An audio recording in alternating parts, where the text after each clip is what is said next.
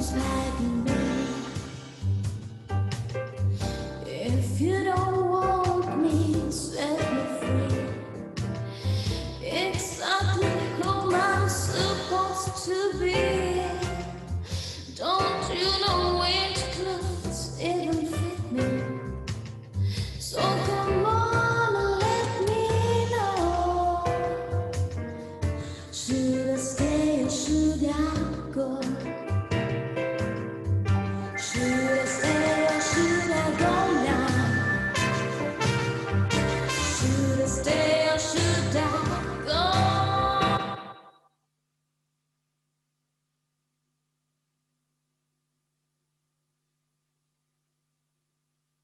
Sí, sí, la verdad es que... Pero vamos, lo que tú has dicho... Sí. Por favor, si vamos tomando asiento.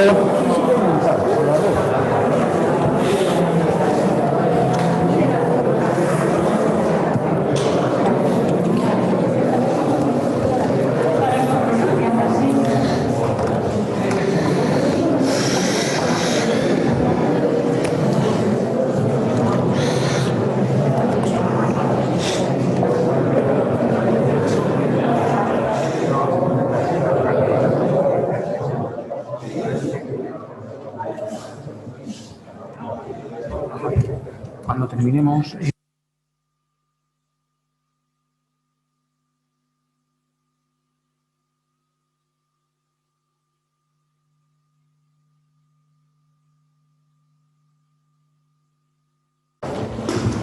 Sí, bueno, buenas tardes ya a todos, no, todavía no, buenos días a todos. Seguimos estas jornadas de amenazas desde el ciberespacio y vamos a la primera mesa de debate, que es sobre aproximación a la ciberdefensa.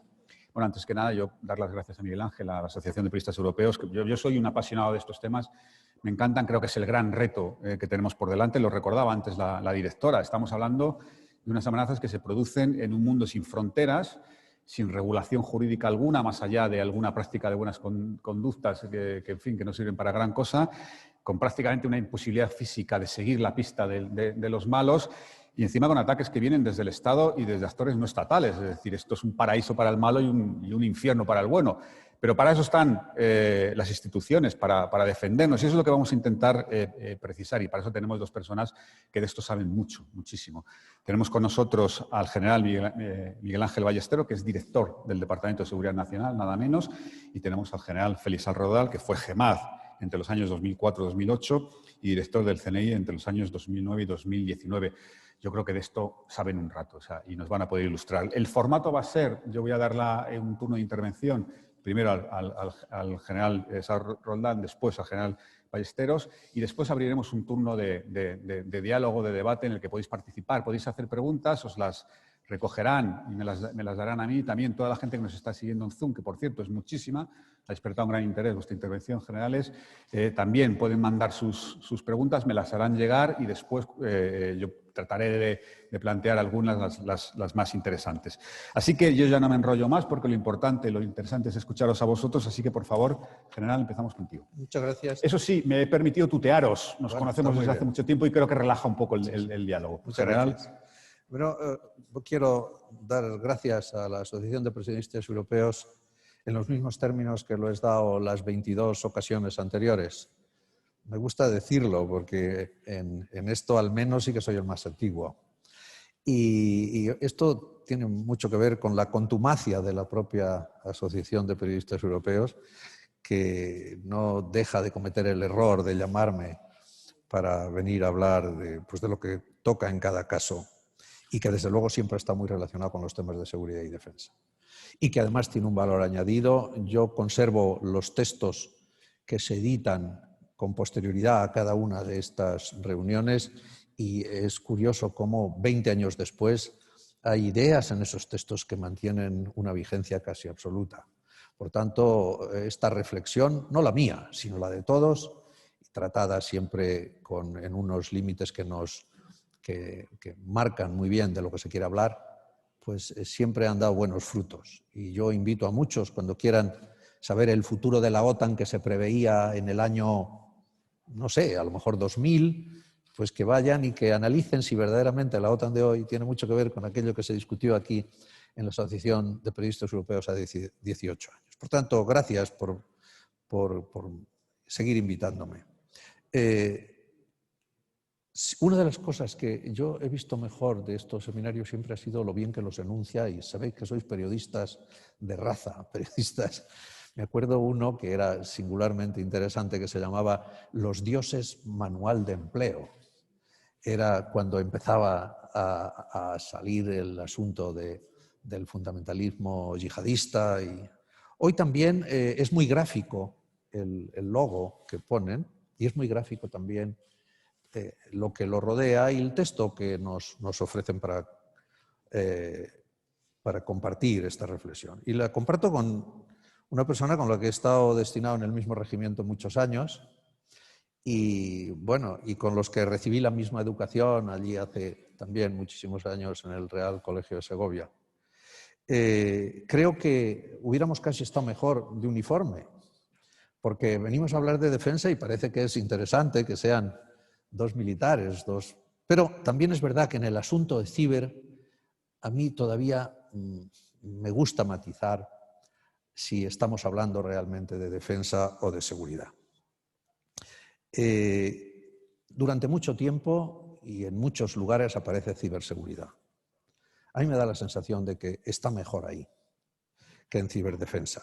Pero, naturalmente, podemos tratarlo desde ese ambiente. Yo tuve un magnífico profesor en la Escuela de Estado Mayor que se llamaba Miguel Alonso Vaquer y siempre nos definía claramente la diferencia entre seguridad y defensa. Y él decía algo así como seguridad es ese estado del que no conviene salir y defensa es el estado que hay que abandonar cuanto antes.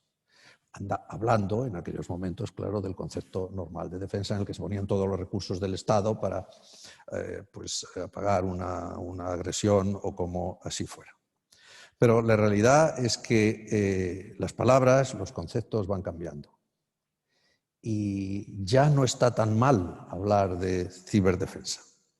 Y especialmente no estamos pensando exactamente en el uso de la fuerza, pero sí estamos hablando en muchas otras cuestiones, como limitar los daños que nos puede hacer un adversario, responder y, si se han producido daños, ver la forma de resolverlos cuanto antes. Bien, yo me voy a ocupar del concepto de ciberdefensa, porque es lo que me preguntan, aún después de esta entrada en la que reconozco que la ciberseguridad está mejor en el ámbito de la seguridad, pero como me preguntan de defensa, lo haremos. Y sigo más o menos el método que he seguido durante toda mi vida y lo voy a tratar pues desde diferentes niveles, que es como tratamos los problemas los militares y especialmente antes de tratar una estrategia.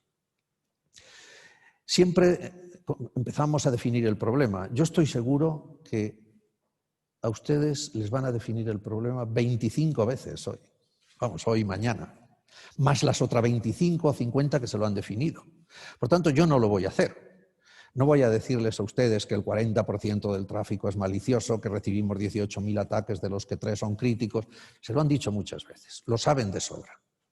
Pero sí les voy a decir a ustedes algunas de las conclusiones que saco para poder aplicar el término defensa a ciberseguridad. En primer lugar, es que es en lo político y en las relaciones entre Estados. Emilio Lamo, presidente del Real Instituto Elcano y que con frecuencia aparece en las páginas de pensamiento de los periódicos, nos dice que nos encontramos en un mundo digital y que, por tanto, con este mundo digital desaparece todos los conceptos que se volcaron en Westfalia. Todo eso parece que es volvernos en un mundo tan rápido, hablar ahora desde 1600 no sé qué. Bueno, pues es verdad que pese a que el mundo ha ido muy rápido, no siempre ha ido tan rápido, y el mundo en el que hemos vivido hasta hace nada era Westfalia, eran fronteras, eran derecho a responder a las invasiones, pero dice Emilio que esto ya se ha acabado. Es decir, ya no hay fronteras que defender, y es verdad. Y desde luego, en muy escasas ocasiones ya hay fronteras que se estén definiendo con el convencimiento de todos de que son. El orden que presidió en Westfalia murió y ahora estamos en otro. Y ese otro orden, yo creo que no exagero si digo que viene de la mano de la red. La red es una y única. Aunque digamos la red corporativa del periódico, la red es una y única. Todos estamos en la red. Y entonces no se circunscribe a estado alguno. Es más, es muy claro, creo que es muy claro, que precisamente la red nos ha obligado a concebir nuevos estados que no tienen fronteras. Podríamos poner, por ejemplo, Facebook. Facebook es un estado digital. No tiene fronteras, pero hay que ver la cantidad de cosas. No podemos considerarlo una nación, pero la cantidad de cosas que puede hacer de la misma trascendencia o más que haría un Estado. Pero mucho más importante que eso es la cantidad de ciudadanos que tiene ese Estado. Los propios Estados Unidos de América y el Congreso de los Estados Unidos de América dice, ojo, aquí tenemos que ver qué hace Facebook, qué hace Google, Apple, etc. Y se encuentra también que no tiene muchos elementos para tratar lo que hacen y el único elemento que tiene a mano es la ley antitrust. Y tiene que seguir trabajando con estos nuevos estados, con leyes que tenía de antes y desarrollando a matacaballo otras disposiciones que le puedan hacer que el mundo de no Westfalia en el que vivimos hoy se parezca un poco al que, en el que hemos vivido durante 400 años. Me gustaría compartir lo que decía compartir con ustedes lo que decía el director del Instituto de Internet de Oxford. Y decía, Facebook no es lo suficientemente poderosa como para decidir quién va a ser el presidente de los Estados Unidos, pero no es posible ser elegido presidente de los Estados Unidos sin una estrategia seria y coherente a través de Facebook. Por tanto, es verdad lo que dice Emilio Lamo, creo yo, aquí tenemos un ejemplo. Por tanto, las normas que nos hemos dado para vivir en un orden internacional en estos últimos 400 años ya no nos sirven. Y, desde luego, incluidas absolutamente todo el derecho de la guerra, digámoslo así, puesto que de guerra que hemos desarrollado durante todo este tiempo. Es curioso cómo el propio derecho de la guerra y su elemento básico, la Carta de Naciones Unidas, ha ido evolucionando con las situaciones en las que hemos ido viviendo los hombres y desarrollando nuestra capacidad de hacernos daño.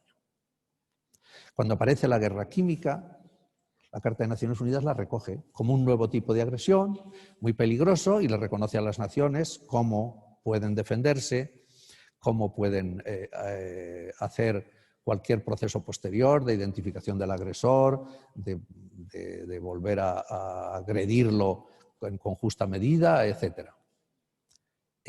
También ocurrió lo mismo cuando aparece el arma nuclear. Pero es muy curioso, y ya debíamos haberlo considerado, porque cuando España fue miembro no permanente del Consejo de Seguridad de Naciones Unidas ya se llevó este elemento. También la Carta de Naciones Unidas debía, de alguna forma, prever que cuando hay una agresión de este tipo, con qué elementos contamos para su definición y con qué elementos contamos para hacerle frente. Pero todavía ese caso no se ha dado, es decir, estamos en un mundo nuevo, con un orden nuevo, con naciones que no son naciones, por decirlo de esta manera, pero todavía nos falta legislación, nos falta poner orden en el orden. Y eso es lo que podríamos tener que hacer.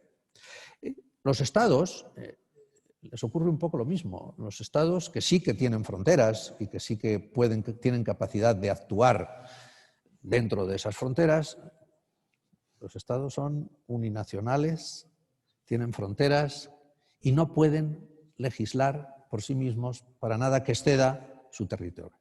Por tanto, es tan importante también el utilizar para todas estas cosas las organizaciones internacionales y utilizar también las organizaciones regionales. Pero esto es lo que tenemos si verdaderamente estamos hablando de algo parecido a la guerra. Y si es así, las soluciones que de forma casi inmediata se nos ocurren fue, pues bueno, la primera, la regulación. La regulación específica y nueva. Regulación y derecho internacional específico y nuevo, adaptado a este problema desde las instituciones que conforman la comunidad internacional o de las organizaciones regionales de las que hemos hablado. Si hemos sido capaces de llegar, ya sé los que más sabéis de esto y veo mucho a mis compañeros militares, si hemos llegado a los acuerdos, diferentes acuerdos START, si hemos llegado a una situación en la que todos hemos estado de acuerdo en retirar las armas nucleares tácticas de Europa, si hemos llegado a acuerdos de esa índole, ¿cómo no vamos a llegar a acuerdos en la comunidad internacional sobre cómo tratar estos asuntos? ¿Cómo tratar estos asuntos si es que queremos tratarlo como una agresión superior a la de la seguridad? Y con educación. Y cuando digo educación, no digo el ir al colegio por las mañanas, sino convencernos y convencer de que la gestión de lo privado es un derecho humano y no es un activo comercializable. No solo estoy hablando de los datos, que es de lo que se habla. Los datos también son mi derecho, pero mi vida es más derecho aún. Y eso también habrá que hacer algo para que ocurra. Y luego hay algo que, por citar, parece que si no citas 3 soluciones a un problema te has quedado corto y has pensado poco. Hay algo también que debíamos considerar y es difícil el término, no se me ha ocurrido otro mejor, pero lo voy a explicar y así espero que entre todos acuñemos un término nuevo. Es lo que podríamos llamar el nacionalismo digital. ¿Qué quiero decir con eso? Que ningún Estado debería llegar al punto de decidir, de tener que decidir quién quiere que ocupe nuestra red. Es decir, en este momento queremos que el 5G que va a ocupar nuestra red venga de los Estados Unidos o venga de China. Es decir, ¿quién queremos que nos colonice a este respecto? ¿Los Estados Unidos o China? El presidente de Unisys decía que no se nos reconocerá capacidad de protegernos si no se nos reconoce que poseemos suficiente tecnología como para asegurar nuestra seguridad, nuestro crecimiento económico y la protección de nuestras infraestructuras. Esto es lo que quiero decir, incluso cuando estamos hablando del ámbito internacional. Es decir, nosotros, para poder jugar en ese juego de crear estructuras y crear derecho para que nos ampare en este tipo de acciones, tenemos que tener alguna fuerza, tenemos que tener algo con que jugar. Y entonces ya pasamos al siguiente punto, también visto desde un punto de vista más o menos militar, que es la táctica, el cada día, lo que hacemos, lo que... Y en táctica, España ha hecho bastantes cosas. Aquí se puede ser triunfalista o no se puede ser triunfalista, pero o poco interés hemos tenido en los malos muy malos, o aquí grandes desastres derivados de las acciones en la red de los malos no han existido. Por tanto, bueno, vamos a pensar que algo habrá sido porque lo estamos haciendo bien. Aquí, desde el año 2013, hay una Estrategia Nacional de Ciberseguridad, con unos objetivos que están muy claros y que posiblemente todos ustedes conocen, recogidos o ampliados en la Estrategia de Seguridad de Ciberseguridad del año 19. Pero no solo eso, se creó el Consejo con él de Ciberseguridad. Y el Consejo fue el punto focal en el que todas las actividades relacionadas con ciber se podían discutir, las militares y las que no lo eran, las de infraestructuras críticas y las de ataques simplemente a la red, la comisión de delitos en la red y simplemente el molestar para hacerse notar que tenemos una cierta existencia. Esto no fue mal. Ahora, en este momento, y para añadir, se creó también el mando, aprovecho para decirlo, de ciberdefensa, que tiene mucho que ver precisamente con una organización regional que se dedica a la defensa y que quiere, en su ámbito, en su propio ámbito, también estar seguro. Pero tenemos ahora un documento reciente que es singularmente importante, hablando del ámbito de la acción, y que es la España Digital. Yo les invito a que lo ojen, hay un resumen ejecutivo en Internet que es bastante corto y por tanto se puede seguir. Y de ahí hay dos cosas muy fundamentales. La primera es la importancia que le da a la propia ciberseguridad.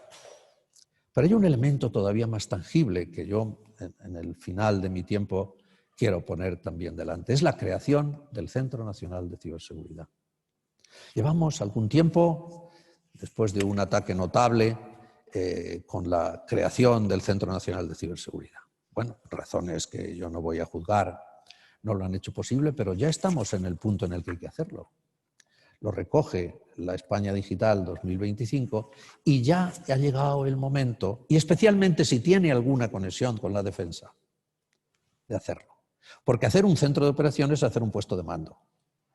Y hacer un puesto de mando es un lugar en el que están analistas de todo tipo que son capaces de definir qué tipo de amenaza se recibe en tiempo real, pero mucho más importante que eso, son capaces de reaccionar de forma inmediata para contrarrestar la amenaza.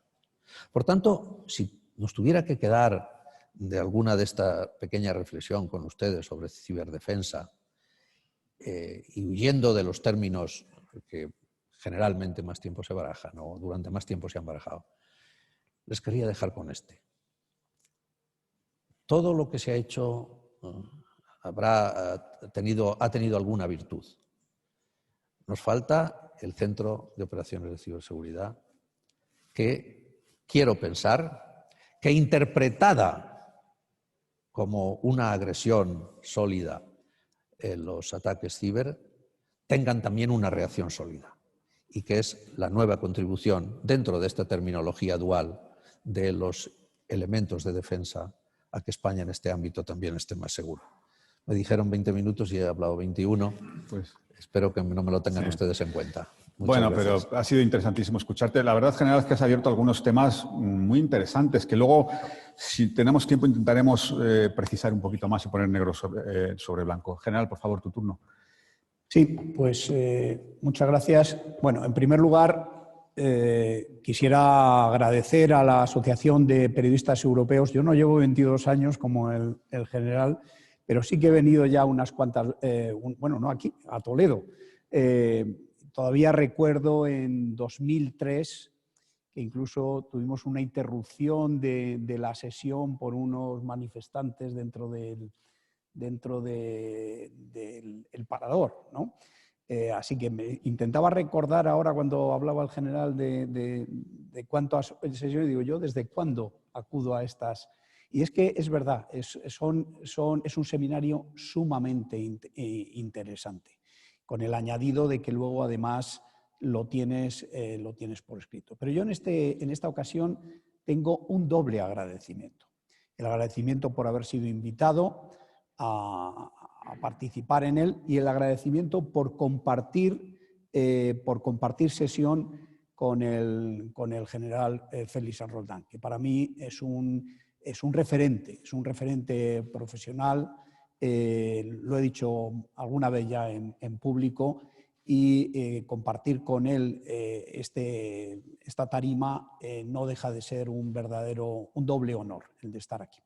Y dicho esto, bueno, me han colocado en un papel en la aproximación a la ciberdefensa en el que yo no me siento muy cómodo. Supongo que mi condición de militar y de general es lo que le ha orientado han pensado los organizadores, bueno, pues en este tema. Pero teniendo al general del mando del ciberespacio, digo, él estaría mejor aquí y yo y yo ahí, ¿no? Lo voy a orientar, mi intervención, la voy a orientar desde mi enfoque actual, que es desde la seguridad. Eso que hablaba el general, como director del Departamento de Seguridad Nacional, desde luego no quiero meterme en jardines ajenos y sí quiero, pues desde mi atalaya, que es el sistema de seguridad nacional, ese puesto privilegiado que es ser el director del Departamento de Seguridad Nacional, que permea todo el sistema, pues hablar de la ciberdefensa dentro del sistema de seguridad nacional. Bueno, permítanme dos obviedades. Estamos en un mundo globalizado, sí, pero estamos en un mundo, acaba de empezar la segunda globalización. Leía ayer un artículo en el Deutsche Bahn sobre este tema. Dice, la globalización nace en los años 80, McLuhan ya en los 60 es donde anuncia, ya vislumbra esa aldea global, pero la globalización nace de la mano de las tecnologías de la información y de la comunicación, de la mano de Internet a finales de la década de los 80, pero ahora estamos viviendo la primera gran amenaza global que ha forzado al confinamiento de más de un tercio de la comunidad mundial, de los habitantes de este planeta. Y esa globalización se caracteriza por la velocidad de cambio y por la aparición de riesgos y amenazas poliédricas que, si no sabemos ver que son poliédricas, nos pueden conducir a errores. Vivimos en este momento la crisis espero que no nos cuelgue, vivimos la crisis del COVID. La crisis del COVID, en principio, para mucha gente es una crisis sanitaria. Hoy ya sabemos que no es una crisis solo sanitaria, es una crisis económica, es una crisis social, es una crisis comercial, es una crisis endemoniadamente poliédrica. Y si enfocamos el tema solo con un punto de visión, enfocamos mal. Esos riesgos y amenazas son difíciles de evaluar. Llevamos 6 meses de pandemia. Todavía no somos capaces de vislumbrar lo que va a venir por delante. Y tampoco somos capaces de saber muy bien cómo se comporta el virus, la pandemia. Es difícil de predecir. Se hacen continuamente previsiones y continuamente hay que rehacerlas porque no se cumplen. Bueno, pues en este mundo tan cambiante aparecen un espacio nuevo. A tierra, mar y aire ahora hay que añadir el ciberespacio. Y en el ciberespacio ha dado lugar a los llamados estrategias híbridas, que dan lugar a conflictos híbridos. Luego hablaremos de este tema, porque ahí yo creo que la ciberdefensa tiene un campo de especial actuación. Uno de los elementos clave es la desinformación y el otro elemento clave de los conflictos híbridos, de las estrategias híbridas, es la ciberdefensa. El general Sanz ha sido el presidente del Consejo de Ciberseguridad, el Consejo Nacional de Ciberseguridad. Y en un momento determinado aparece que hay que situar dentro del sistema de seguridad nacional las amenazas híbridas. ¿Y dónde las colocamos? Y todavía recuerdo en una intervención de él en el Consejo, dijo, bueno, si algo tiene de híbrido, de común, todas las estrategias híbridas, es que siempre está la ciberseguridad presente. Yo añadiría, y la desinformación también. Así que mientras no se acuerde un comité de amenazas híbridas, pues vamos a encajarlo aquí. Y lo encajamos en el Consejo de Seguridad, en el Consejo Nacional de Ciberseguridad. Por eso que tiene de que siempre aparece la ciberseguridad en las estrategias híbridas. Y aparece también contra la desinformación la necesidad de diseño de buenas estrategias de comunicación. Y lo traigo a colación porque estamos en un seminario organizado por la Asociación de Periodistas Europeos. El periodismo como el que hacen los miembros del Consejo de la Asociación de Periodistas, que no es el periodismo de las redes sociales, que no se sabe de dónde viene la noticia, que está sin contrastar, es una pieza clave para la lucha contra la desinformación que produzca unos daños enormes. Y si a algo nos conduce todo esto, es que esas amenazas poliédricas, el uso del ciberespacio nos conduce a una necesidad, la necesidad de tener un sistema de análisis geopolítico, que es eso, la geopolítica nos da esa visión poliédrica de los problemas, para intentar ver venir las crisis con un poquito de antelación. Mucha antelación es imposible en las circunstancias en las que vivimos. Y eso exige un análisis permanente. Y eso exige también una integración de la información. Y eso conduce inevitablemente a la creación de un sistema de seguridad nacional, que básicamente lo que hace es integrar información para proporcionar información integrada al gobierno, al que tiene que tomar las decisiones, para que sea capaz de tomar buenas decisiones. Ese enfoque integral es fundamental. Esto lo descubrimos todos el 11 de septiembre de 2001, con el ataque terrorista contra las Torres Gemelas, contra el Pentágono, el ataque de Al-Qaeda. Entonces se llegó a la conclusión de la información de 15 agencias de investigación, de inteligencia que había en ese momento en Estados Unidos, no estaban integradas y no habían sido capaces de detectar ese ataque. No habían sido capaces de predecir la posibilidad de un ataque. Segundo, las estrategias que entonces se llamaban ya de seguridad nacional en Estados Unidos, cuando uno las leía, usaban una única herramienta, que eran las Fuerzas Armadas. Y las Fuerzas Armadas solas no habían sido capaces de evitar un ataque en el que murieron en una mañana casi 3.000 personas y 15.000 resultaron con daños permanentes.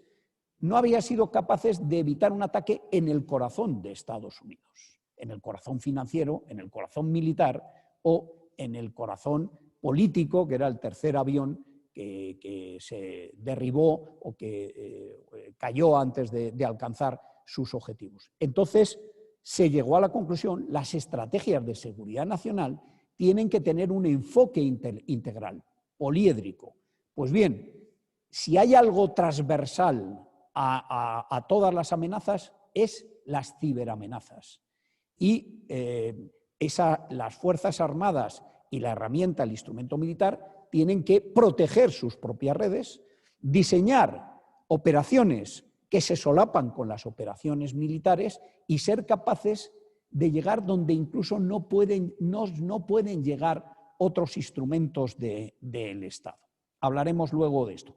Así que ese enfoque integral es lo que da el sistema de seguridad nacional. Y desde ahí me van a permitir que lo enfoque muy rápidamente. He perdido ya el sentido del tiempo. ¿Me avisas, Javier? Sí. Si vamos a la Estrategia de Seguridad Nacional 2017, que es la que está en vigor, se va a revisar ahora. Podemos hacer algún comentario de por qué revisar esta estrategia. Si es de 2017, estas estrategias se revisan más o menos cada 5 años.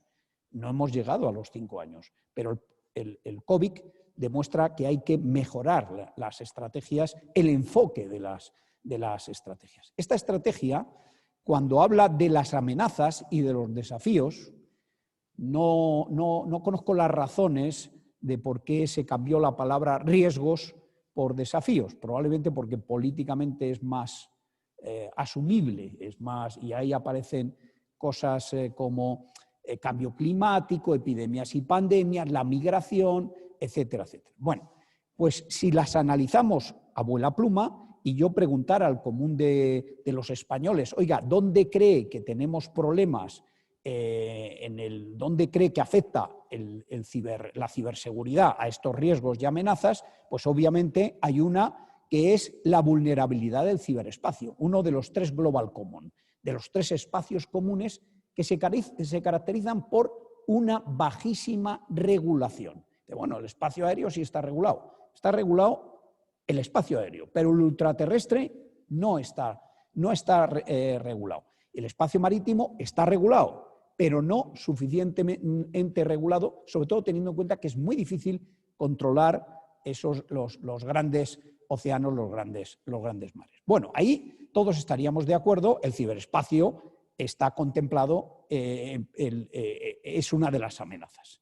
Pero el espionaje, la secretaria de Estado directora del CNI hablaba de cómo en el COVID se ha acelerado todo el ciberespionaje, buscando entrar en los laboratorios. Hay 200 y pico proyectos de vacuna en este momento y hay a muchos estados y no estados que les gustaría saber hasta dónde y en qué se basan el avance científico de cada uno de esos laboratorios. Pues están intentando entrar y en muchos casos, y en algunos casos, lo han logrado. Así que el ciberespionaje probablemente el común de los ciudadanos también nos lo hubiera identificado. ¿Nos hubiera identificado la protección de las infraestructuras críticas? Yo creo que sí. Empresas que son claves y que están recibiendo ataques.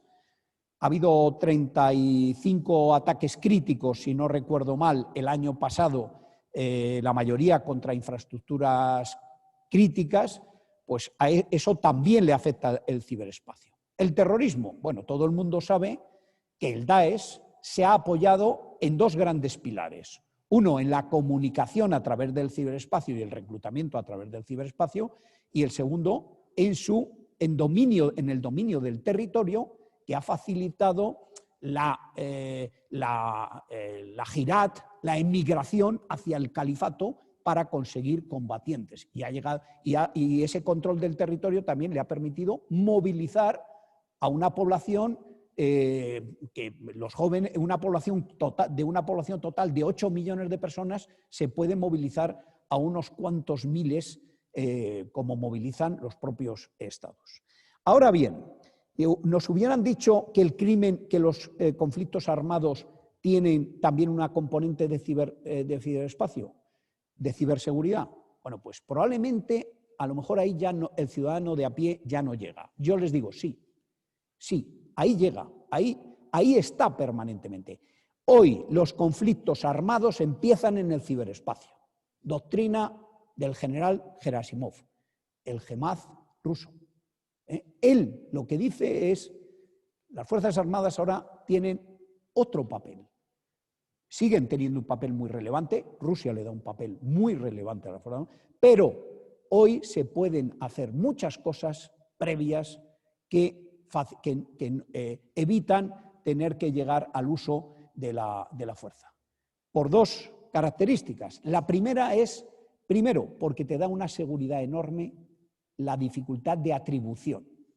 Es quién puede asegurar, quién está detrás de un ciberataque. Es muy difícil tener pruebas de quién está detrás, porque se utilizan proxies, se utilizan bugs, a los que se refería antes la directora del CNI. Entonces, llega un momento, es más, se utilizan actores involuntarios. El no tener protegido un ordenador de un ciudadano, ese ordenador es susceptible de ser empleado como un atacante contra un tercero. Y eso hace que sea muy difícil al final atribuir de dónde está el origen de cada ciberataque. La segunda característica de que Gerasimov le da a este tipo de las ventajas que tiene es la difícil relación entre causa y efecto. Que detrás de desinformación en las elecciones norteamericanas de 2016 han estado organismos rusos, digo organismos rusos, no digo gobiernos, no hablo de gobiernos, eso está probado en el informe que se hizo en Estados Unidos. Ahora, ¿eso ha logrado cambiar el gobierno y que en vez de Hillary Clinton saliera el presidente Trump? Eso es imposible de demostrar.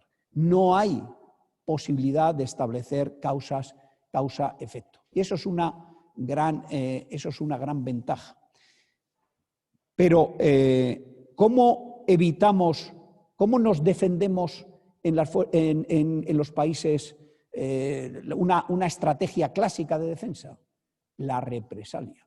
La represalia es mandar un mensaje a aquel adversario, aquel otro país con el que tienes un conflicto.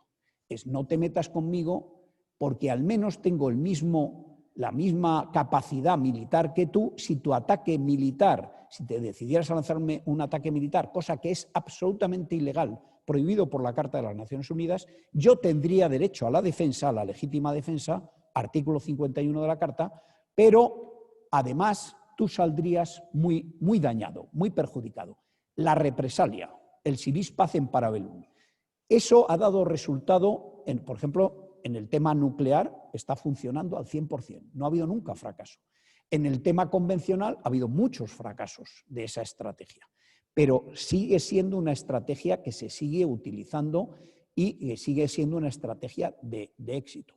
En el caso de las ciberamenazas, el único que puede aplicar esa estrategia de la represalia es la ciberdefensa, que sigue siendo una pieza clave. La protección de la inmigración, ¿tiene algo que ver con las ciberamenazas? Bueno, con las ciberamenazas no exactamente, pero las redes sociales son el cauce que utilizan las mafias de tráfico de personas para alentar, cuando les viene bien, alentar el tráfico de personas y cruzar con patera desde Argelia o desde cualquier otro sitio.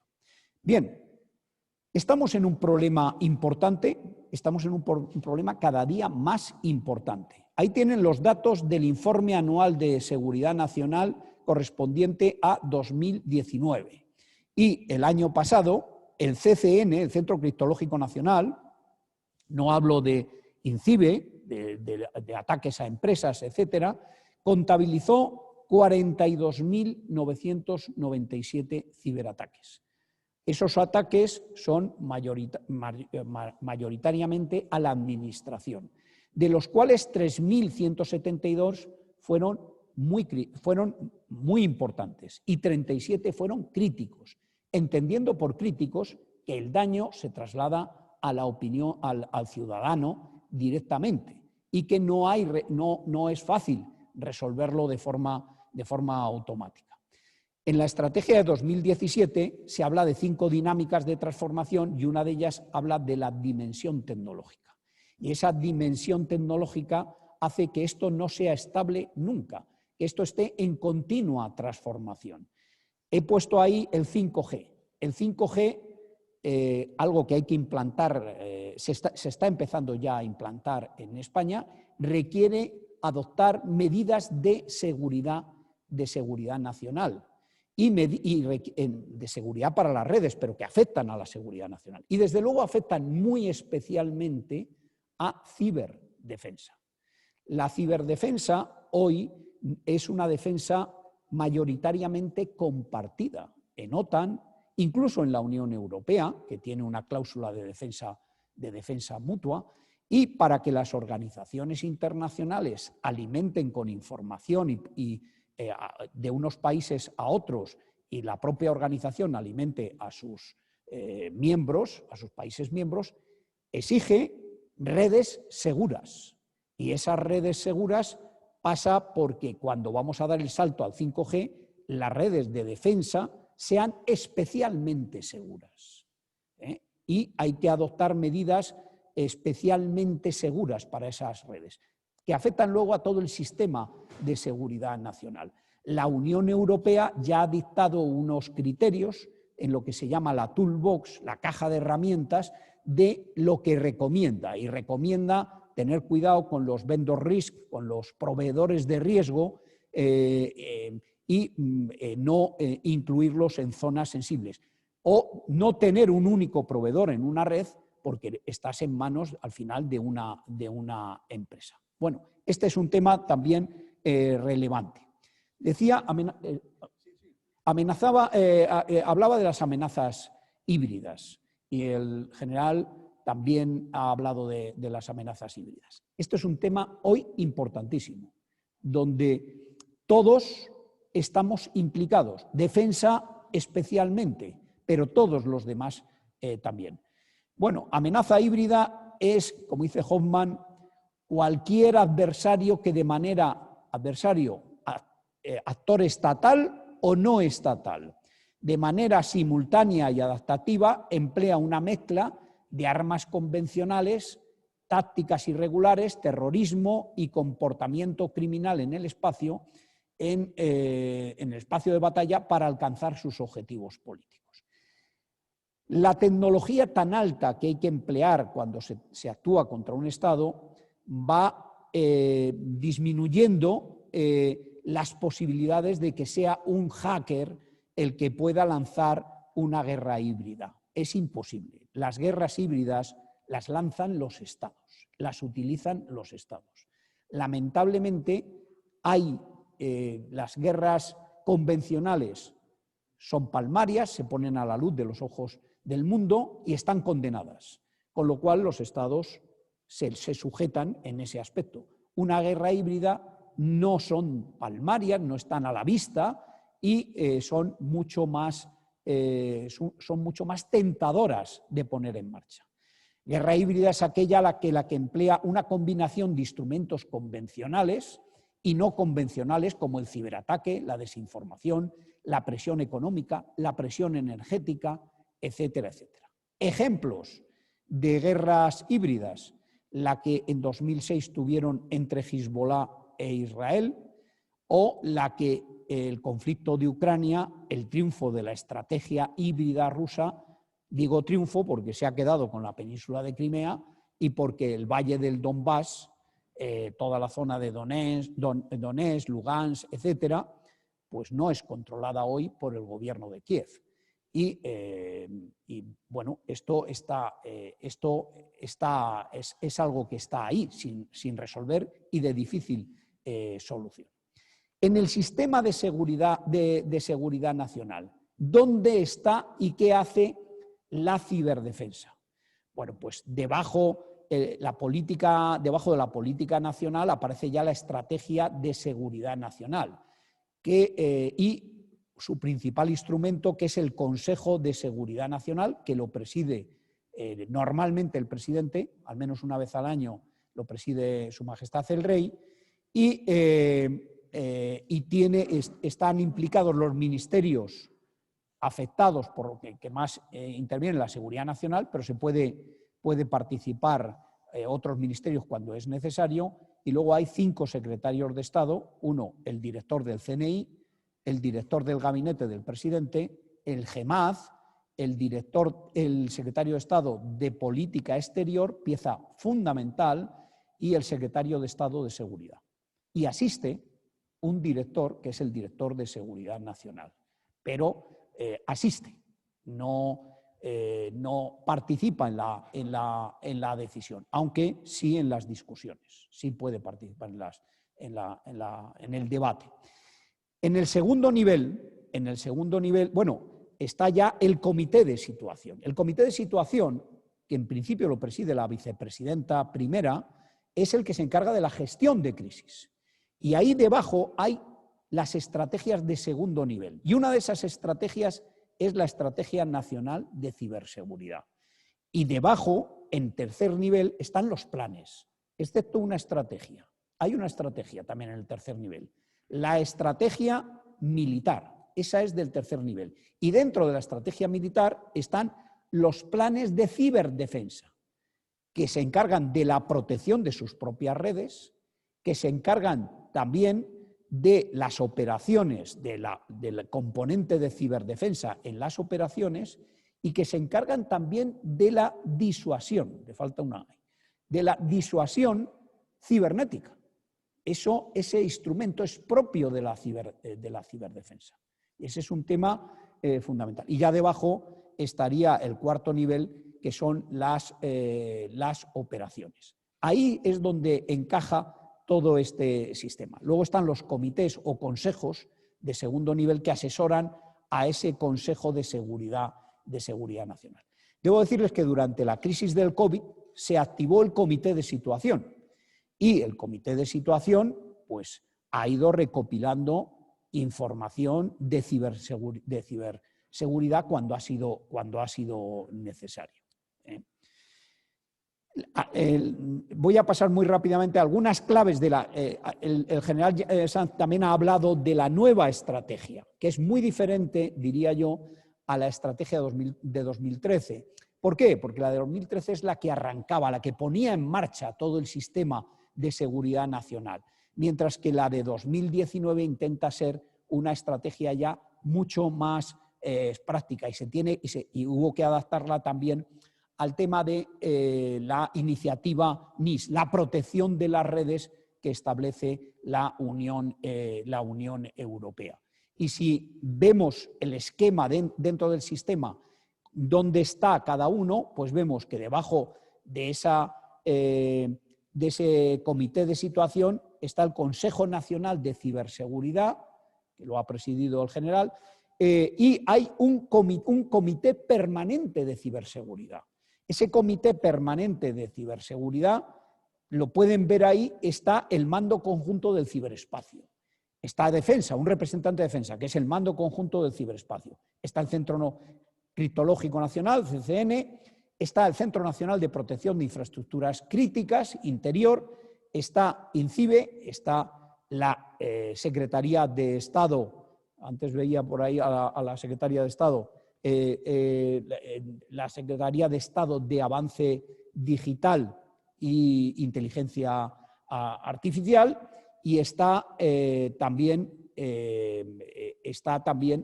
la Secretaría de Estado de Redes, la Secretaría de Estado de Telecomunicaciones. Debajo ya están los centros de respuesta. Aquí es donde aparece ese Centro Nacional de Inteligencia que falta por implementar, que yo creo que la principal causa es que cuando se aprobó, porque ya está aprobado, es que luego no ha habido unos presupuestos para dotarle económicamente y ha sido imposible montarlo, pero que es urgente su creación. Y aquí voy a hacer un inciso de cómo funciona algún otro país. El Reino Unido tiene un centro de respuesta para todo el Estado, para la administración, para las empresas, para todo, excepto lo único que no hay dentro de ese centro Centro Nacional de Inteligencia, lo único que no hay es el mando de ciberdefensa británico. Eso lo militar está al margen. Y es lógico, por todo esto que decía, tiene unas peculiaridades distintas, protegen sus redes, diseñan operaciones y ejercen y tienen la capacidad de ejercer la disuasión.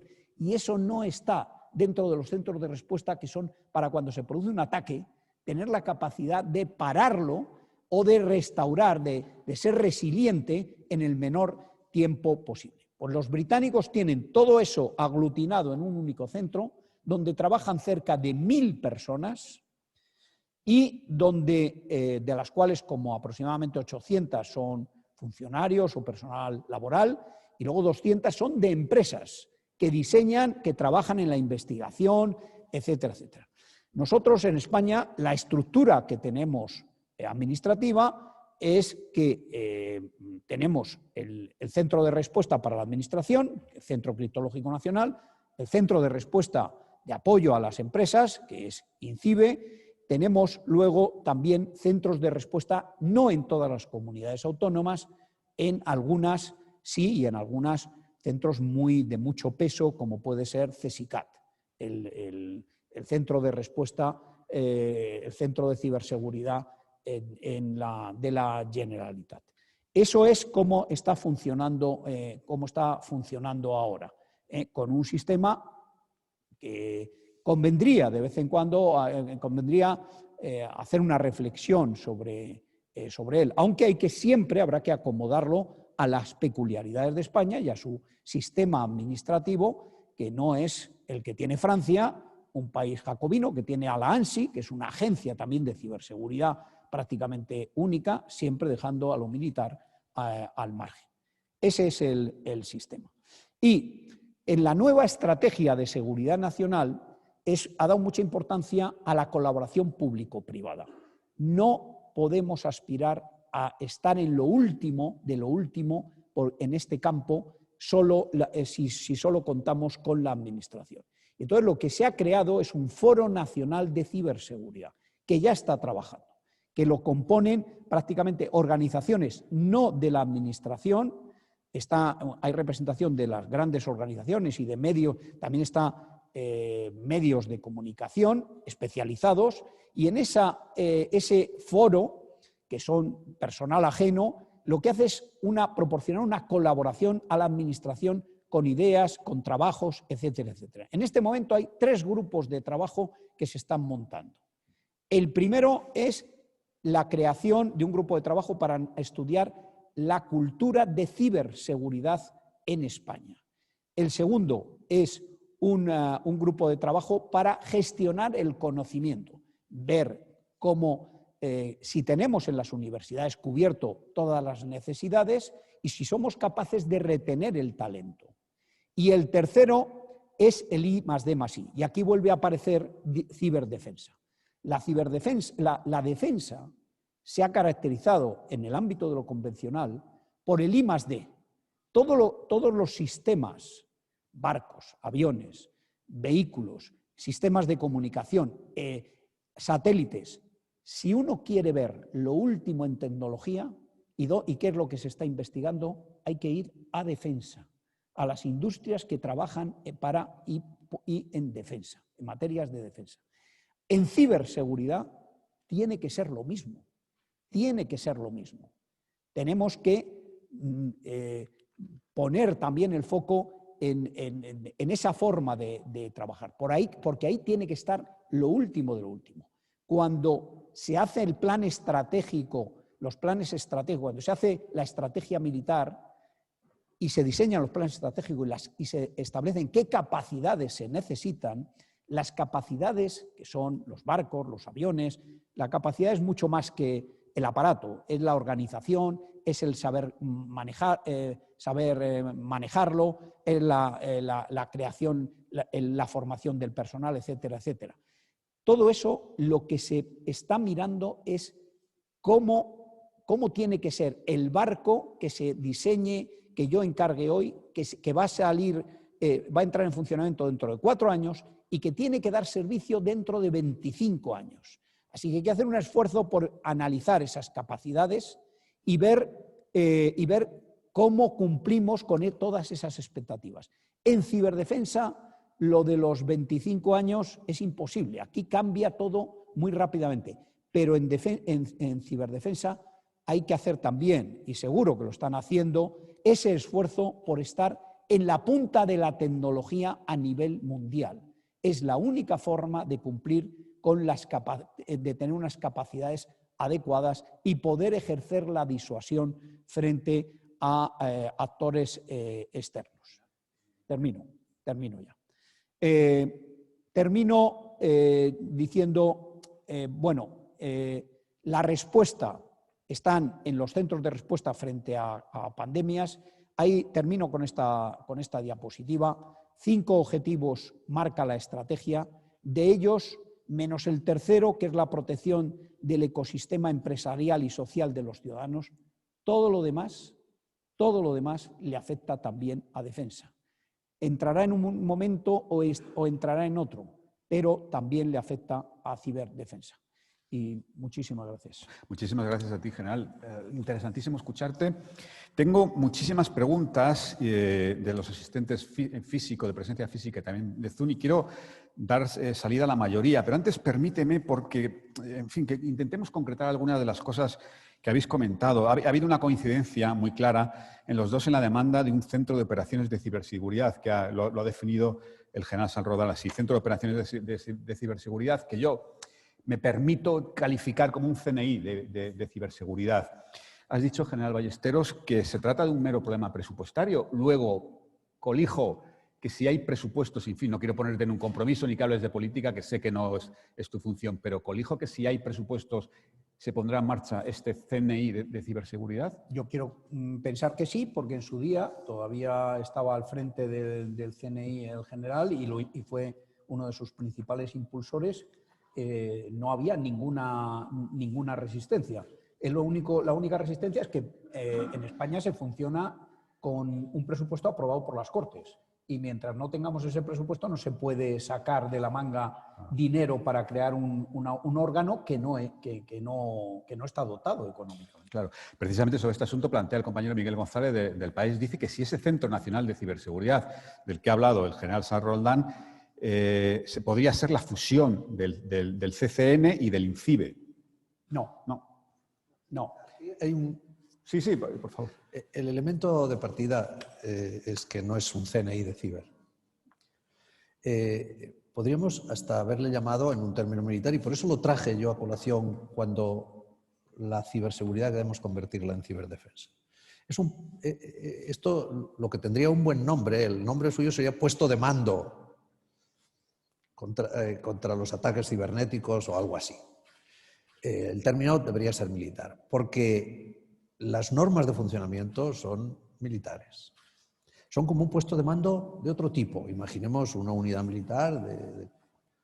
En ese puesto de mando se recibe la información de que se está generando un ataque. Y esa información, el mismo puesto de mando la estudia con sus expertos e inmediatamente después le hace frente con un medio de los que tenga a su disposición. Por tanto, no es solo inteligencia o información.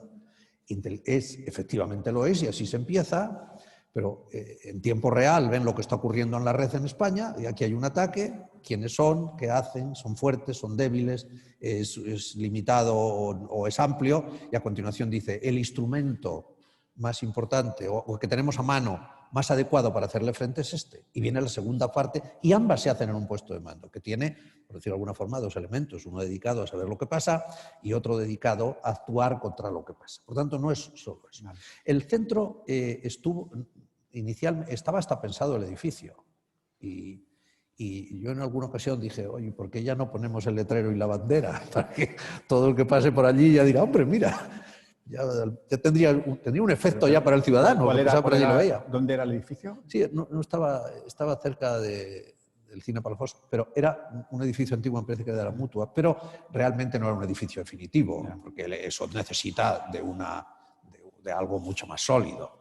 Allí arrancaríamos y no sería de nadie, porque allí estaríamos sentados gente del Centro Nacional de Inteligencia, de la Guardia Civil, de la Policía, de los especialistas en redes. Es decir, el puesto de mando habría de todo tipo de personas, incluso, bueno, pues podría haber oficiales de enlace, por decirlo de alguna manera, de otros mandos de ciberseguridad, porque es decir, tendría ese sentido de puesto de mando, no solo de... Y se pensó ya en cómo nacer. Y bueno, luego, y también tendría una segunda función, que es la que yo quise decir, que no es solamente la guerra, por decirle guerra y por hablar en términos de defensa contra quienes nos atacaban, sino también el poder presentar posturas únicas en vista del análisis que allí se hacía de una determinada emergencia. En una ocasión, un responsable político me dijo, hombre, ha habido un problema ciber, pero yo tengo aquí 5 papeles de cómo lo ven 5 organizaciones, que todas tienen sus responsabilidades, y posiblemente los 5 estaban bien, pero claro, el responsable político lo que quería era solo uno. También tendría esa virtud de que podría aportar datos unificados desde el campo táctico, que es donde estamos, no desde las grandes estrategias. Bueno, tiene razón el general Ballesteros, es decir, hasta ahí llegamos. Pero, bueno, ¿qué es de dinero? Pues para empezar, sí. Para empezar es un problema de dinero. Después, claro, cuando se crea una organización como esta se irán viendo otras aristas que hay que tratar que puedan ser más complejas. O integrar tan diferentes culturas en un solo sitio para hacer frente. Pero inicialmente para poner como decía, la bandera y el letrero, pues Vale. Es lo que hay. Por terminar con este asunto general, ¿sería razonable salir de aquí con la idea de que en los próximos meses, no años, porque esto va muy rápido, tendremos ese centro operativo? Yo no estoy en condiciones de poder asegurar eso porque los presupuestos hoy están en una situación que cuando se consideró la creación de ese centro no era el tiempo, estamos hablando de finales de 2018, principios de 2019, si no recuerdo mal, mi general, corrígeme si me equivoco. Y, claro, la circunstancia presupuestaria de entonces no es la circunstancia presupuestaria de hoy, así que yo no me atrevería a asegurar nada. Vale. Sí. Hay un documento importantísimo que es la España Digital. El gobierno lo ha lanzado y está en la red, podemos todos consultarlo. En este documento, uno de los puntos es la ciberseguridad. Y después cada uno de los puntos lo desarrolla. Y además dice que va a estar vestida toda esa estrategia con una cantidad de dinero que, bueno, él la cita, el plan. Por tanto, ya no... Y una de las cosas que dice es precisamente esta, uno de los puntos lo leo textualmente, despliegue y operación del Centro de Operaciones de Ciberseguridad. Este plan, es verdad que luego el presupuesto es para lo que te gastas cada año, ¿no? Pero en la estrategia nacional vuelve a estar y en la España digital vuelve a estar. Y la España digital sí que ha dicho el presidente, en su nombre, sin duda en nombre del gobierno, de cuánto dinero va a estar dotado. Esperemos que uno de los trocitos sea para esto. Bueno, pues otro asunto importante. Creo en tu intervención, general Ballesteros, has hablado de 35 ataques críticos en el 2019. Has definido lo que es un ataque crítico, que tenga repercusión sobre la gente y que sea muy difícil de neutralizar. Al hilo de esto, pregunta la compañera Ana Alonso del Independiente que qué ciberataques se han detectado desde la crisis del COVID y cómo se han neutralizado. En la crisis del COVID no ha habido mucha actividad. Esperábamos que, como todo el mundo estaba teletrabajando, pues hubiera un incremento de la actividad de ciberamenazas. No se ha detectado. A ver, ¿hay amenazas ahora? ¿Hay problemas hoy? ¿Ahora? Sí. Hay algunas empresas muy importantes en este momento sufriendo ciberataques. Por supuesto, si te pido los nombres no me los vas a dar. No puedo darlos. Es una cosa que le corresponde a la... Yo tenía que preguntarte, pero obviamente te entiendo. Ahora, no hemos detectado un incremento respecto a al periodo anterior al COVID. O sea, se han atacado hospitales, parece mentira, pero se han atacado hospitales durante el COVID, pero es que se ataca todo. O sea, que 42.000 ataques dan para mucho. Unos son ataques de denegación de servicio, que son casi lo menos preocupantes. Durante X horas no puedes acceder a la página web. Si tienes que hacer una reserva de una consulta médica, si es de un hospital, o de consultar lo que sea en esa página web, no puedes acceder. Pero bueno, ahora los ransomware, por ejemplo, los secuestros de ficheros, esto se ha convertido en un negocio y esto es un problemón impresionante. Esto es un problema grave. Al hilo también de una pregunta que nos llega por Zoom, la plantea Jaime. Ha habido una referencia de la directora del CNI que yo creo que es realmente interesante el asunto. Os pregunta a los dos, ¿no? Dice Jaime que respecto a lo que se ha mencionado del peligro de que un ordenador personal civil sea utilizado para un ataque más grande, está ahora muy de actualidad por el cibertrabajo. Está mucha parte de los españoles, del mundo en general, teletrabajando. Os pregunta que cuál sería la recomendación y que si se podría crear una legislación parecida a la que tiene Corea del Sur sobre la creación de un documento nacional de identidad virtual. A ver, lo que sí que es importante es que el ciudadano y las empresas tomen conciencia de la importancia de la ciberseguridad. En España hay personas que creen que eso de la protección del ordenador es una cosa que te lo dan gratis. Y si no te lo dan gratis, pues no lo pones. Entonces, no. Esta es una cosa que hay que poner. Y no solo hay que poner los antivirus, también hay que poner los firewall, las barreras, para que no entren. Y desde luego algunos de los ataques que ha habido últimamente han sido en los accesos remotos a las empresas, que van securizados. Pues hay alguna, no voy a citar sistemas, pero probablemente el que se conecte sabe a qué hay unas empresas que son potentes, las más difundidas. Ahí ha habido algunos problemas. Es importante que todos los ciudadanos tomen conciencia de que igual que ponen cerradura en la puerta de su casa, pongan cerradura en sus ordenadores y no entren en cualquier sitio y accedan. Y lo mismo desde el móvil. Lo mismo desde el móvil, porque el móvil es un ordenador. Sí, sí. Entonces, es muy importante. Esa falta de cultura es lo que permite a los malos coger tu ordenador y utilizarlo como un boot, como un ordenador remoto, y es tu ordenador el que está atacando a un tercero. Y eso, al final, pues podemos caer en que desde nuestros propios ordenadores estamos atacando a nuestras propias empresas, por ejemplo. No, aquí es que hay algo un poco más sólido. Y es lo siguiente. Cuando nosotros nos compramos un frigorífico, ese frigorífico viene a nuestra cocina después de haber pasado muchísimas pruebas de seguridad. Y pues que no se le escape el gas, ustedes lo sabrán mejor que yo.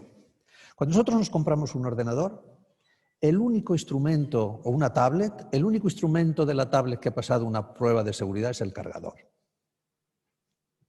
Por tanto, ¿por qué no hacemos con los ordenadores y con las tablets exactamente lo mismo que hacemos con las neveras? Es decir, que haya un centro, sea nacional, sea multinacional, en el que dice, usted quiere vender un ordenador, tiene que llevar todo esto puesto. Y si no lo lleva, no lo vende. Entonces, ese es el asunto que, para mí, todavía nos queda por cubrir. Es decir, ¿pero cómo es posible que de la tablet que yo me compré antes de ayer solo tenga un certificado de seguridad el cargador?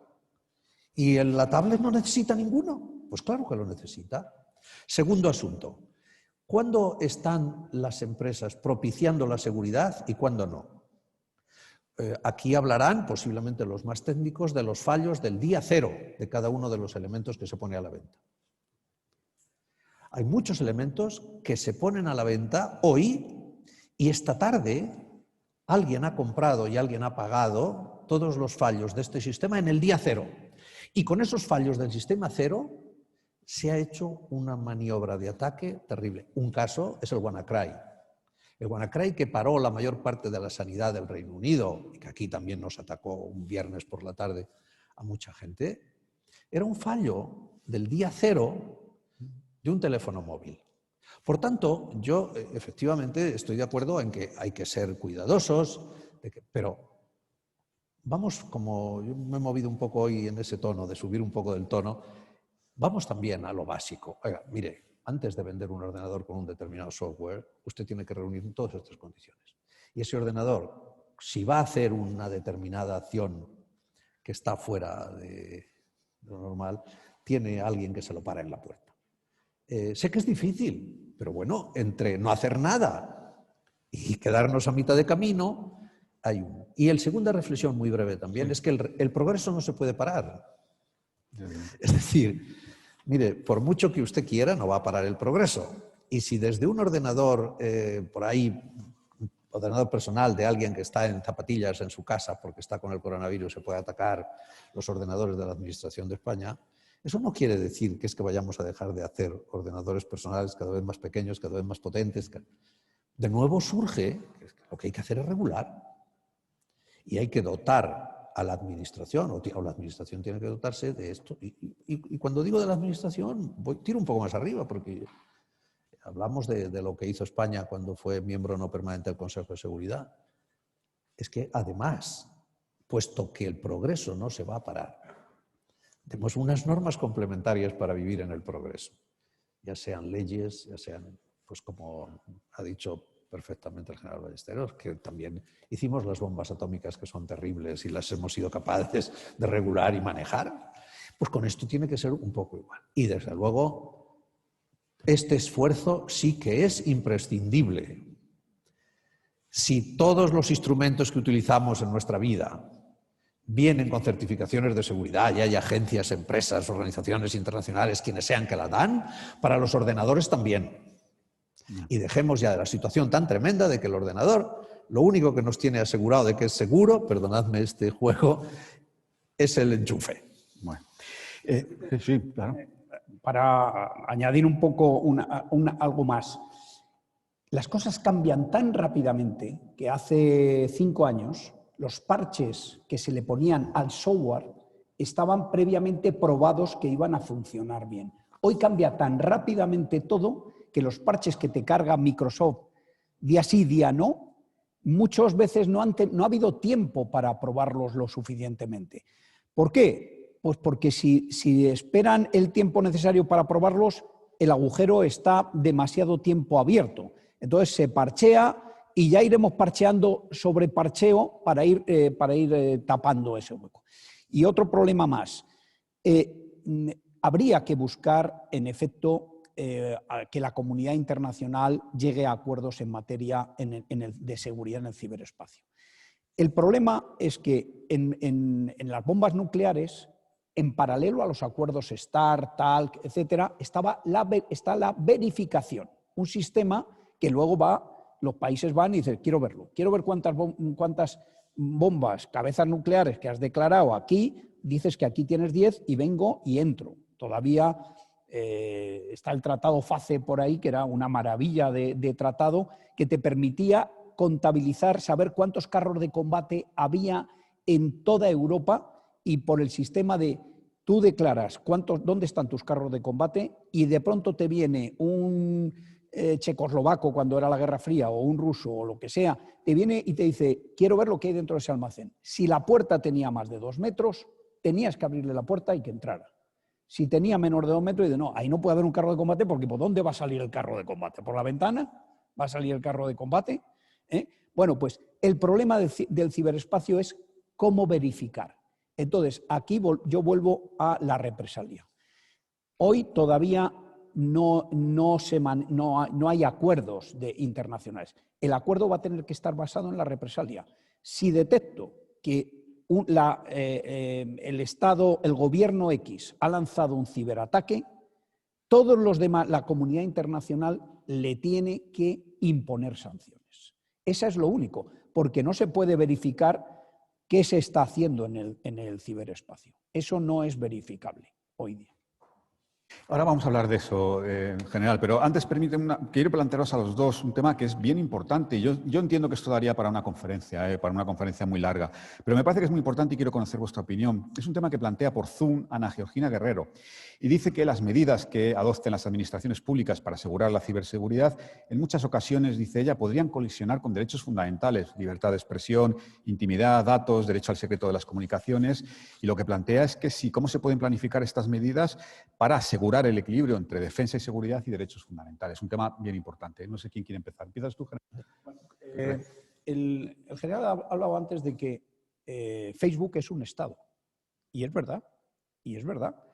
Facebook ahora va a cifrar las conversaciones. Y lo que le pedimos desde el mundo occidental es, oye, vamos a ver, pero da acceso a los jueces con mandato, o a la policía con mandato judicial. Porque si no, estaremos en el caso de Telegram, que es todo está cifrado y ahí pues el Daesh, los terroristas se mueven a sus anchas porque no atiende a las demandas de ningún juez ni de nada. Recientemente pues salió en la prensa, y por eso lo cito, que Facebook había dado de baja cientos de miles de bots que se habían dedicado a poner like al Ministerio de Sanidad con señoritas o señoras estupendas de buen claro, para desgastar la imagen del Ministerio de Sanidad durante una pandemia que es fundamental que el crédito, la opinión se mantenga. Bueno, ¿quién ha sido capaz de montar? Porque eso se hace con máquinas, pero exige un tiempo y un dinero. Y Facebook al final lo cerró todo eso. Pero al final hay que pelear con Facebook para decirle, oye, dame de baja todo esto. Él lo que tiene es un negocio montado. Entonces a él en principio dar de baja las cosas no le interesan. Entonces, libertad de expresión y seguridad. Este es un equilibrio siempre delicado. Pero hay que dar un mensaje de tranquilidad.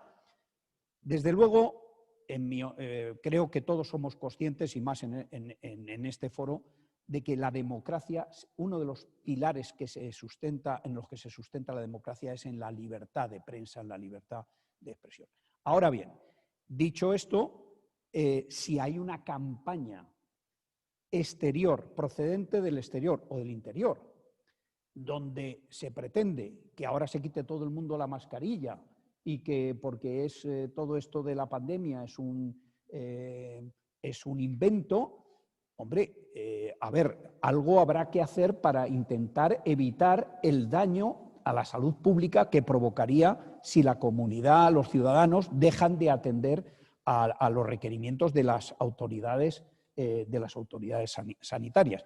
Eso no va a atentar nunca contra la libertad de expresión ni nada de nada. Desde luego, yo creo que en España, cuando se ha llevado un tema ante los tribunales, normalmente el juez ante la duda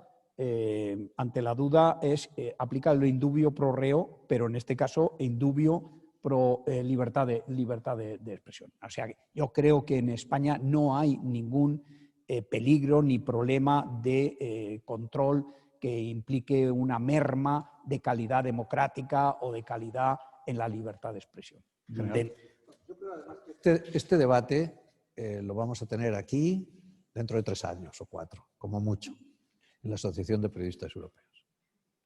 ¿Por qué?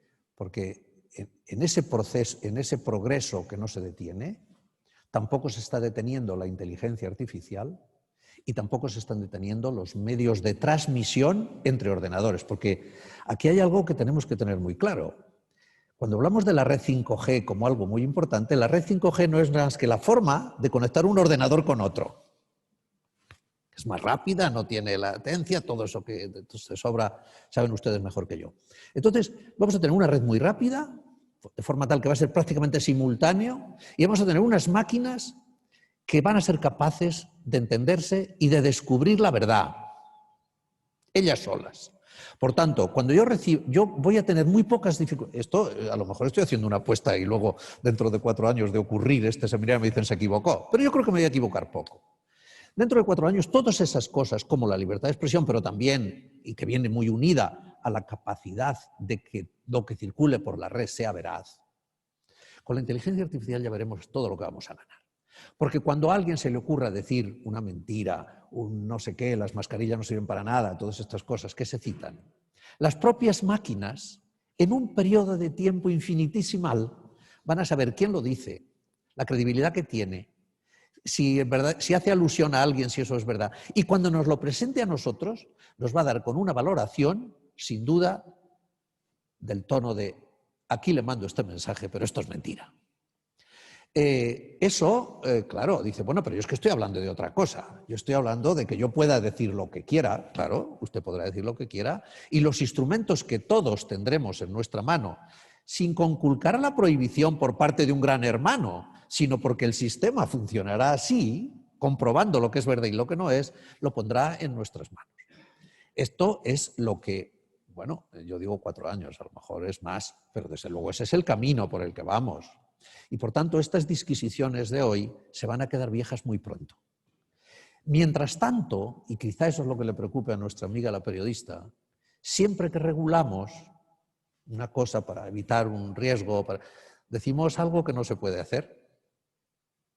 Para evitar los incendios forestales, se dicen que no hagan barbacoas, pero oiga, es que tengo derecho a hacer mi barbacoa aquí en esta tierra que es mía, sí, pero no la puede usted hacer porque va a haber un incendio forestal. Y en estos casos lo que hay que hacer es pensar en que la libertad de expresión es un bien fundamental, como hemos dicho otros, y que en la regulación tiene que quedar salvaguardada.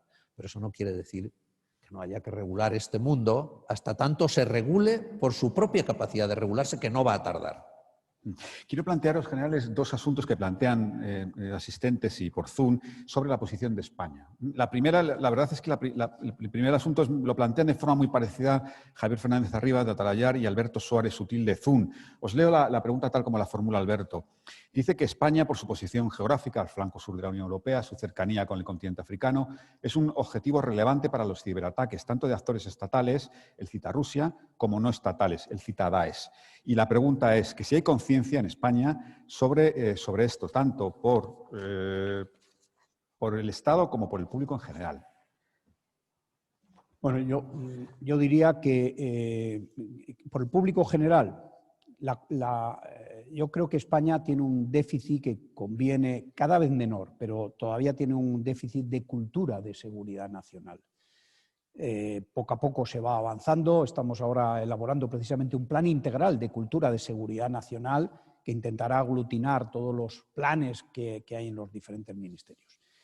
Por parte del Estado, yo creo que por parte del Estado y del Gobierno sí hay una conciencia muy clara de que somos la puerta sur de Europa, de entrada y de salida, y de que tenemos que prestar especial atención al Magreb y al Sahel, y yo creo que no solo por este gobierno. Suele ser frecuente que cuando llega un nuevo gobierno, uno de los primeros viajes que se hace suele ser siempre a Marruecos, porque los viajes a Europa son vuelos domésticos esto es dentro. Y pongo un ejemplo. El presidente del gobierno, desde que estamos en pandemia, pues como es lógico, hace muchísimas videoconferencias y muy poco viaje. Pues hace poco hizo un viaje a Mauritania, a una reunión del G5 Sahel. Bueno, yo lo dejo ahí, creo que sí, que hay una conciencia clara de esa importancia. Yo, para complementar un poco, efectivamente nuestra aproximación al uso de la red es demasiado, y cada vez, a medida que va bajando la edad de lo que lo hacen, es menos meditada. Es decir, a una persona de 18 años le dices, oye, que es que te pueden estar enterando de quién llama, y dice, a mí qué me importa, si yo lo que quiero es llamar. Y esto cada vez ocurre más, y el uso de la red nos lo tomamos a veces, y estoy hablando para no tanto para el Estado, sino para esa relación de los ciudadanos. Y hay un ejemplo que es magnífico. Cuando alguien quiere descargarse una aplicación para lo que sea, naturalmente antes le ponen los términos y condiciones y hagamos un poco de examen de conciencia todos los que estamos aquí. ¿Las leemos? ¿O decimos acepto, acepto, acepto, acepto, acepto? Tan es así la cuestión que un italiano, una empresa italiana de software con cierto buen humor, hizo una aplicación de contactos. Y en los términos de la aplicación de contactos decía, si usted quiere bajarse esta aplicación, me da a mí la capacidad de venderle su alma al diablo.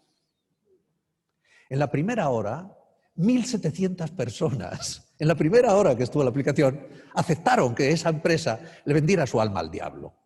Esto parece que es una butad, pero esta es la aproximación del ciudadano normal a la red. A mí no me va a pasar nada, a mí, ¿qué me dices? Y además yo quiero saber qué tiempo hace en Tegucigalpa, si se entera no sé quién, pues que se entere. Esta es nuestra aproximación. Con esa aproximación es muy difícil proteger. Por tanto, sean ustedes dueños de su ordenador y dueños de su teléfono móvil. Y para ser dueños de su ordenador y teléfono móvil tienen que saber qué le ponen y en qué condiciones. Y déjense de aceptar continuamente sí, sí, sí, sí, sí. ¿Para qué quieren ustedes saber qué tiempo hace en Tegucigalpa? Si no me hace falta. ¿Para qué quieren muchos que se bajan? Y estoy seguro, yo conozco amigos que se bajan una aplicación de contactos que no van a utilizar, pero quieren saber a ver qué pasa, ¿no? Un día con unas cañas. Mira, vamos a ver. ¿Pero para qué? Utilicen su ordenador y su teléfono para lo que es. Y cada vez que le impongan un sistema de trabajo, que se lo imponen, observen lo que... Y esa es la mejor forma de protección. Tampoco se puede venir en esto todos a decir que nos proteja el Estado. No se puede. El Estado hará todo lo que pueda para el virus WannaCry que ataca al sistema sanitario o estos otros que ha habido de otro tipo. Pero ustedes tienen que, y cuando digo ustedes, perdónenme, yo también, quiero decir, el usuario de un sistema moderno tiene que ser capaz de protegerse y no dejar solo que le protejan los demás. Bueno, vamos terminando porque me han pedido que terminemos un poquito antes, pero sí quería plantear dos últimas cosas. La primera la plantea Emilio Andreu de Radio Nacional. Hablaba antes el general Ballesteros de las represalias.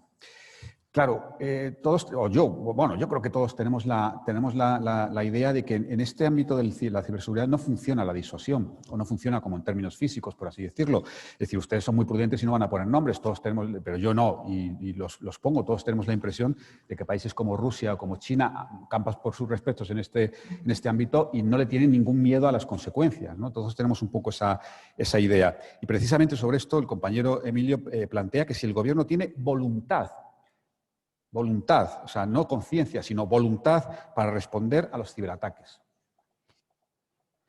Bueno, yo no puedo hablar en nombre del gobierno, no soy gobierno, no lo sé. Yo le agradezco mucho a Emilio la pregunta. Yo creo que el gobierno lo que sí que tengo claro es que quiere tener un sistema, quiere proteger a los ciudadanos. Es la primera obligación de todo gobernante, proteger a sus ciudadanos. Y esa protección incluye la ciberprotección.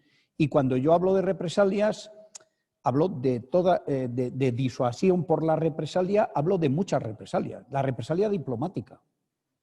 Esta es la que se ejerce normalmente. Si me haces algo, me pongo de acuerdo con los aliados y te doy. ¿Te doy con qué? Con sanciones, con expulsión a veces de diplomáticos, rebajo las relaciones comerciales contigo, etcétera, etcétera. Esto es un tema muy duro, porque luego viene la contrarrepresalia. Esto lo sabemos todos.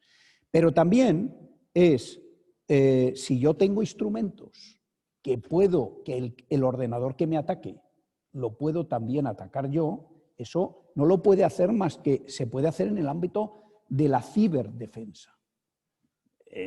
Los ejércitos tienen armas puras de defensa y tienen armas de ataque que solo se conciben para la represalia como una pieza fundamental de la disuasión.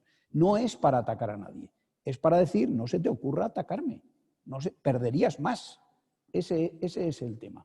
Entonces, defensa tiene las estrategias de defensa han sido, todos los gobiernos las han dado por buenas, y están en lo convencional. ¿Por qué no iban a estar en lo...?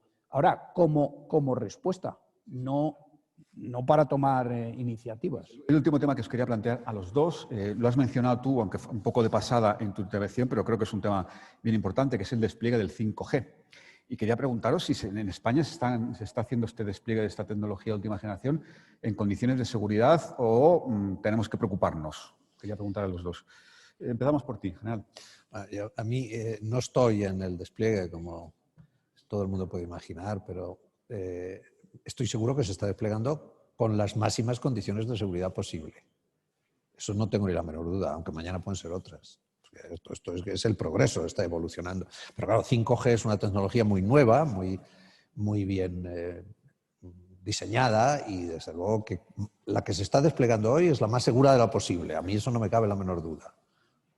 España es el país de Europa con más fibra, el país con más fibra de todos los países europeos y el tercero del mundo, porque somos un país que vive en ciudades, en vertical. Por cierto, esto es bastante negativo para las pandemias, pero para la fibra viene fenomenal. Así que la fibra, somos un país que tenemos una enorme ventaja competitiva en la implantación de todo lo que es comercio electrónico, todo lo que aporta Internet, el Internet de las cosas, etcétera, etcétera. Perder esa ventaja competitiva sería un error. Así que no podemos parar el progreso, no podemos decir, bueno, vamos a parar esto durante 3 años o 5 años y luego ya vemos. Eso no se puede hacer. Entonces, las operadoras ya están empezando a ponerse en marcha.